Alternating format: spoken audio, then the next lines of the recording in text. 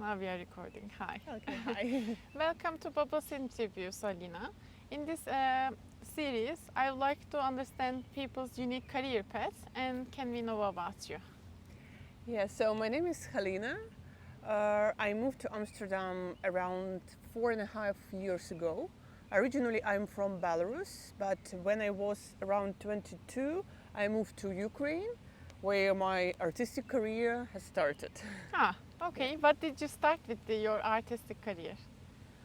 Why? Was it what did you Ah. like? What was your first medium of art? Yeah, theater. Hmm. I think theater all time I was like quite artistic person from my childhood. I was writing poems. I was directing children in the kindergarten. Also, when we went somewhere, I was always very proactive and tried to create different things. But then I forgot about it, and my family wanted me to be a doctor, to be connected to the medicine, and yeah, I was working hard to go to study veterinary medicine.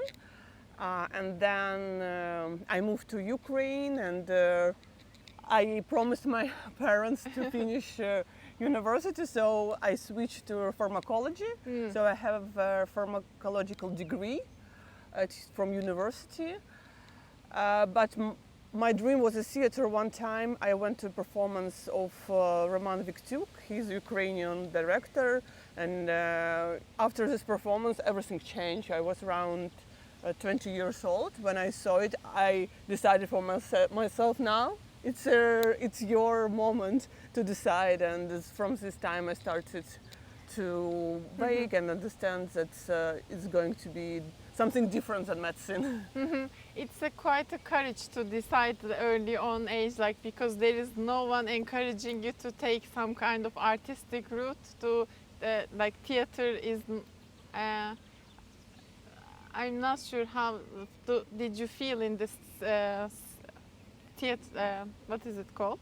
Stage? Stage. I Yeah. want to understand why do you like being in the stage, maybe? For me, all time it was conveying a message. I don't know. It's just something that's so organic to me. I don't know. It's like smell of the stage and all these things. I was never like. I try to analyze why, but it's something that's inside me. Yes, great. What happened afterwards after your college degree? What happened? What was your process of Yeah, continuing? like in parallel, I started to study theater. I went to different schools in Odessa. I was living in Odessa in Ukraine. I went to Odessa Film Studio. I tried like classes, a course there. Then I went to another theater with which I also like did a prolonged course, and with which I started to perform. I got my first leading role, and it started.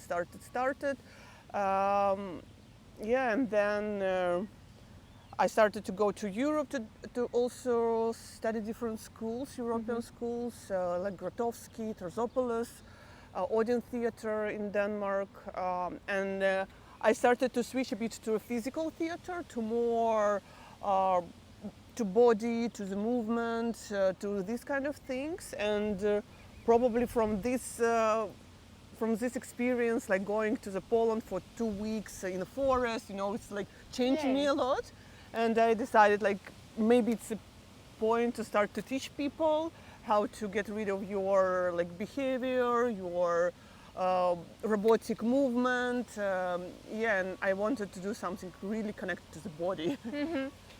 I want to understand, I'm not sure how does it change, but let's say if you go to another country in Denmark theater and here theater, how does it change? What changes in most of the parts? Like how do they perform? Is the basics I expect is similar, but how does it affect when you go to another school to learn more things in theater? Yeah, each school has different approach, different training for actors, and there is also quite like difference between drama theater and physical theater. Like in drama theater, you work with text, you work with classical like costumes, etc. But in physical theater, that it's very popular, like in different European schools, they are more about you as a performer, unique person. when in drama theater they try to erase your personality, like in drama school, in physical theater, in this kind of school, they try to get something from you unique, like this core, you know, Yeah. like, so it's quite different, and this is like influenced me a lot. Yeah, Yeah. it sounds kind of spiritual as well. There's Yes, something yes, comes yes, out of you. yes, it is, because many of theater teachers, they took a lot from yoga and from different this kind of yoga practices from India and the different schools. Yeah. What are you working on right now? What is your current practices? I expect you teach things because I see things on your Instagram about the groups sessions. Yeah, like I started to teach back in Ukraine, but COVID came and I was burned out, and I decided to go to Amsterdam to study something new. And I studied media and culture, and after I finished university, I started to look for a job, and it was difficult to find a job in Amsterdam. And what I can do classes.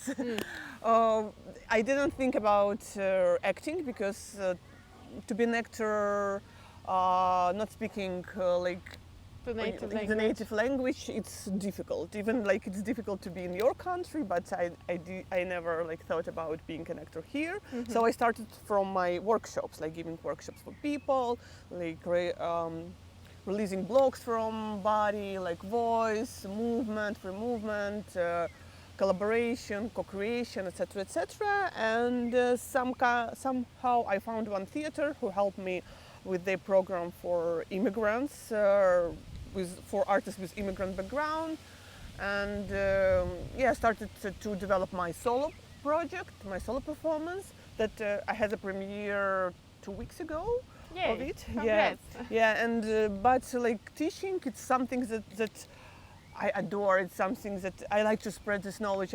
As I told you, I was studied a lot, like through my past, and I know so many techniques from drama, physical theater, and some kind of I combine them, and I invite people to also to have this experience, to release blocks, to release this robotic behavior from your body, and to start to create. My goal is to create something from yourself. Like during my classes, I give people exercises, creative writing, etc. So they created like performances from scratch. And these people, they are not actors. They are just people who are who wanted to develop creativity. How can they find you? Where is it best place to find you on the internet?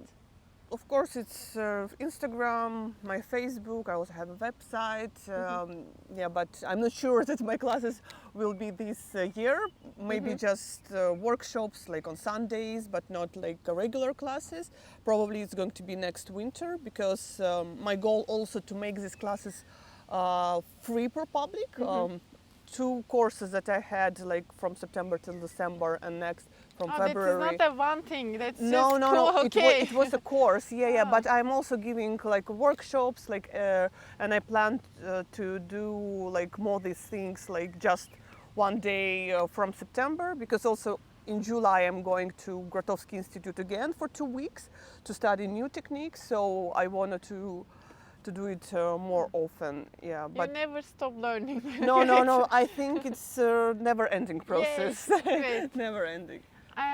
So about the theater, do you do other things around outside of the theater to keep your inspiration alive? About like you are doing very creative thing, and how do you keep learning outside of theater to add more things to your performances? Is there anything that you do? Maybe gardening, running? I want to understand. Oh yes, I'm doing sport, of course. I'm going to the gym.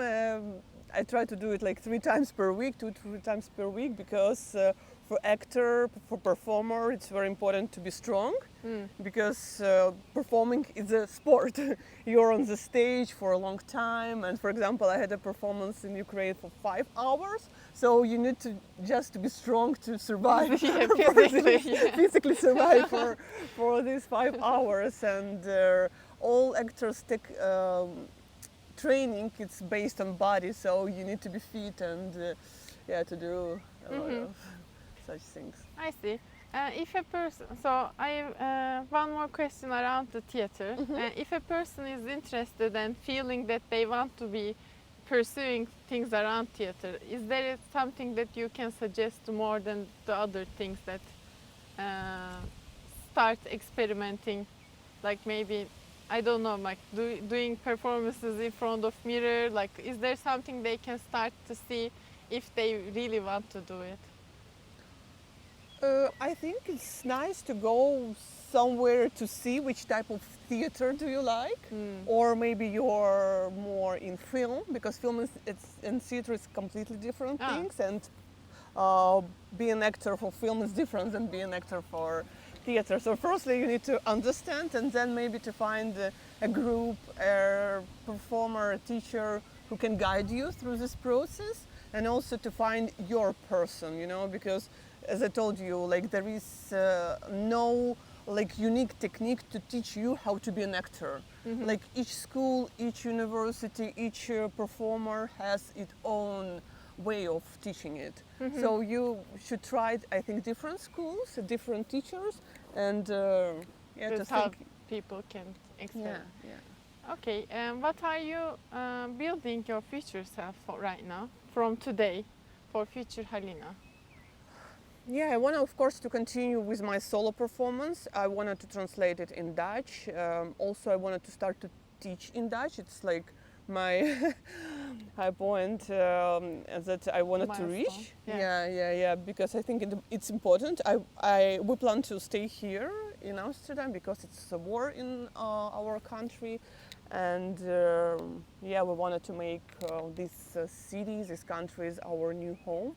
And in my opinion, it's crucial to speak Dutch language, and for me, it's like now main goal. And who knows? To be honest, life teaches me not to plan a lot. Okay, great.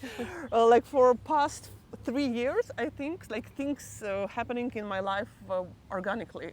I'm just working. I'm just doing something, and I meet people, and people back to me and propose me a job, propose me a gig or something. So I just rely on the universe, let's say. But I can constantly continue working, and trying that to collaborate with these people, with that people. So just doing something. Yeah. Keep showing up and see that whatever comes up. Yeah, great. Is there?